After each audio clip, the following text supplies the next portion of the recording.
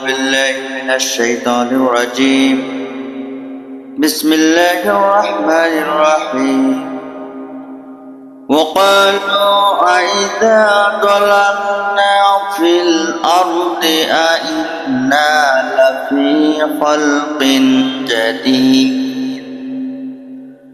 بل هم بلقاء ربهم কাফিরুন। আর এরা বলে, যখন আমরা মাটিতে মিশে একাকার হয়ে যাব তখন কি আমাদের আবার নতুন করে সৃষ্টি করা হবে? আসল কথা হচ্ছে এরা নিজেদের রবের সাথে সাক্ষাৎকার অস্বীকার করে।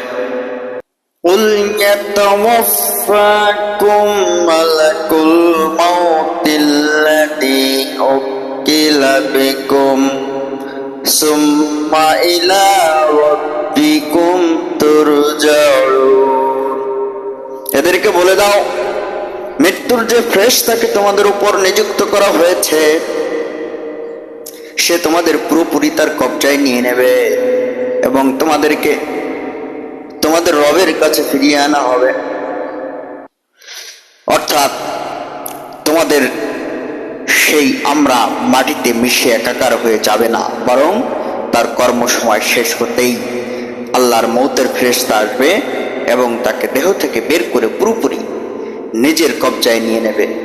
তাকে সম্পূর্ণতা এবং একেবারে অবিকৃত অটুট অবস্থায় তত্ত্বাবধানে নিয়ে নেওয়া হবে এবং তার রবের সামনে পেশ করা হবে।